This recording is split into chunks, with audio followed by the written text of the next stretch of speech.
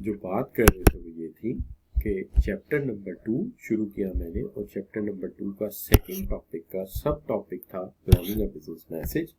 और उसके अंदर हम ऑब्जेक्टिव कर चुके हैं, ऑडियंस कर चुके हैं, स्ट्रक्चर कर चुके हैं, और बात करें हम स्टाइल ऑफ कम्युनिकेशन यानी लैंग्वेज का स्टाइल। इसका मतलब लैंग्वेज का भी एक स्टाइल होता है।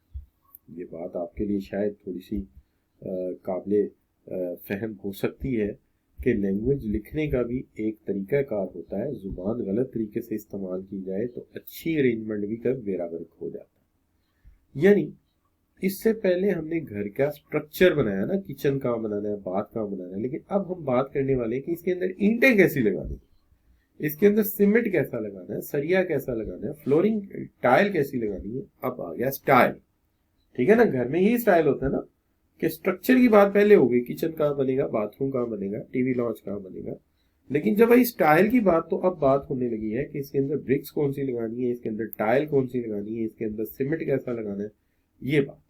इसी तरह हमारे मैसेज में भी ये बात तय की जाएगी कि जब हम मैसेज लिखेंगे हमारी टोन कैसी होगी। भाई टोन भी तो होती है ना, बात का इंसान गुस्से से बोलता है, बात का प्यार से बोलता है। हम जो अल्फाज इस्तेमाल करेंगे हमारी वोकैबुलरी कैसी होगी। क्या हम गाइगेंटिक, सिनेरियोस, पैशनेटिंग, एंथुसियाज्म जैसे लफ्ज इस्तेमाल करेंगे, या हम सिंपल अल्फाज इस्तेमाल करेंगे, मोटिवेशन, इंटरेस्ट। ठीक है जी, और इंटरेस्ट यहां पे लिखा हुआ है, मोटिवेशन, कंसर्न, आसान से अल्फाज इस्तेमाल करेंगे। हम इंटरेस्ट कैसे पैदा करेंगे, हम इंटरेस्ट कैसे पैदा करेंगे, how we will generate the interest in the message. हम मैसेज में इंटरेस्ट कैसे पैदा करेंगे, हम मैसेज में मैं म्यूट हुआ हूं, किसने म्यूट किया? अच्छा, तो बच्चों एक तो मैं टाइम पे भी नजर रखता हूँ, जरा देखते हैं मोबाइल की, जरा टाइम बता दीजिए। कंप्यूटर पे सब पढ़ाने में लगा हुआ है, 12 मिनट है मेरे पास, मैं इस्तेमाल करूंगा अपना पूरा टाइम। तो हम ये बात कर रहे थे कि टोन कैसी होगी, यानी मैं गुस्से से लिखूंगा या प्यार से लिखूंगा, मैं अल्फाज कैसे इस्तेमाल करूंगा, सख्त किस्म के, बड़े किस्म के, गाइगेंटिक, सिनेरियो, एंथुसियाज्म, या मोटिवेशन, कंसर्न, आसान अल्फाज इस्तेमाल करूंगा। मैं इंटरेस्ट कैसे पैदा करूंगा, दिलचस्पी भी तो एक होती है ना, इंटरेस्ट है। क्या मैं इसके अंदर कोई जोक या ह्यूमर शेयर करूंगा, और क्या मैं अपनी बात को दोबारा रिपीट करूंगा, यानी अपने पॉइंट के गिर्द घूमने के लिए परसुएसिव स्टाइल इस्तेमाल करूंगा। ये अहम सवालात हैं जब हम स्टाइल की बात करते हैं। तो सबसे पहले बात चले कर देते हैं टोन पे। देखिए टोन जो है वो गुस्से वाली नहीं होनी चाहिए, हमें हमेशा वार्म और फ्रेंडली टोन यूज करनी चाहिए। जैसे कि एक इंसान किसी से हाथ मिलाता है तो ना हाथ बहुत नरम और ना हाथ बहुत सख्त हथौड़े की तरह होना चाहिए, लेकिन हाथ मिलाने से पता चलना चाहिए कि आप गर्म जोशी से किसी से हाथ मिला रहे हैं। इसमें कोई हर्ज नहीं कि उसके हाथ को एक दो दफा झटका दे दिया जाए, लेकिन इतना बड़ा झटका ना दिया जाए कि जैसे पावर लूम का झटका है, उसको एक दो दफा शेक ऑफ हैंड किया जाए, तो इससे पता लगेगा आप गर्म जोशी से बात कर रहे हैं। तो मैसेज में भी ऐसे ही है कि आप थोड़ी सी गर्म जोशी से बात करेंगे, ठीक है, लेकिन आपका स्टाइल दोस्ताना होना चाहिए। दूसरी बात जो है वो ये है कि हम हर आइडिया को पॉजिटिवली एक्सप्लेन करेंगे। देखिए एक मनफी बात को मुस्बत में भी कन्वर्ट किया जा सकता है। वो कैसे हो सकता है? देखिए यहाँ पे एक मनफी बात लिखी है, लिखा है we are out of stock. ये जाहिर है एक मनफी बात है। मनफी बात ये है कि हमारा तो पट्टा बैठ गया, हमारे पास तो स्टॉक ही नहीं है। अब वही बात अगर एक सेलमैन यूं कर दे कि we will getting the new stock tomorrow, तो बहुत सी बात आ गई कि इसलिए आज स्टॉक कम है कि कल नया स्टॉक आने वाला है।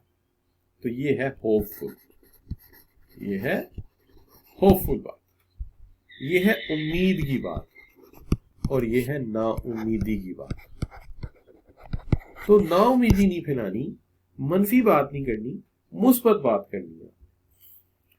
दूसरी बात, आपने अपना मूड प्लेजेंट डिक्लेयर करना है।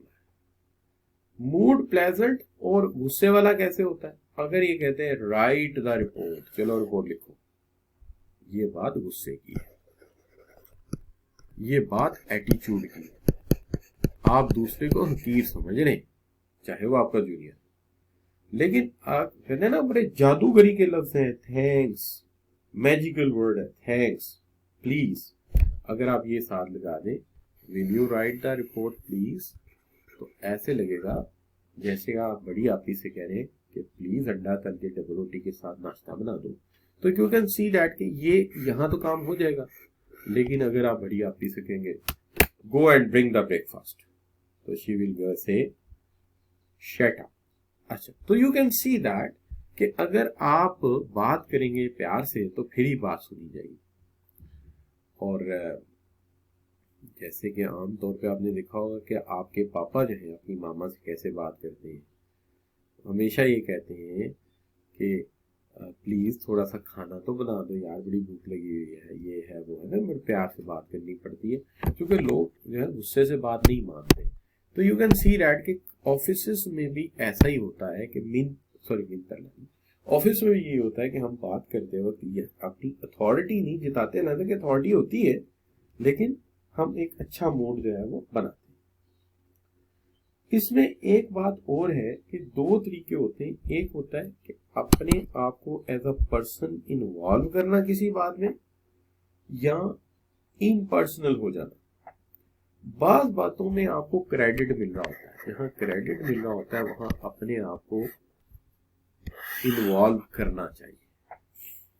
लेकिन जहां पे किसी पे क्रिटिसिज्म हो रहा हो, किसी पे तनकीद हो रही हो, किसी के ऊपर इल्जाम लग रहा हो, वहां पे अपने आप को निकाल देते हैं बीच में से। मैं रिपीट करता हूँ, अगर किसी बात का क्रेडिट आपको जाता है, कॉन्ग्रेचुलेशन कहने की सिचुएशन है, मुबारकबाद देने की सिचुएशन है, तो ऐसी सूरत में आप अपने आप को इन्वॉल्व कर लें।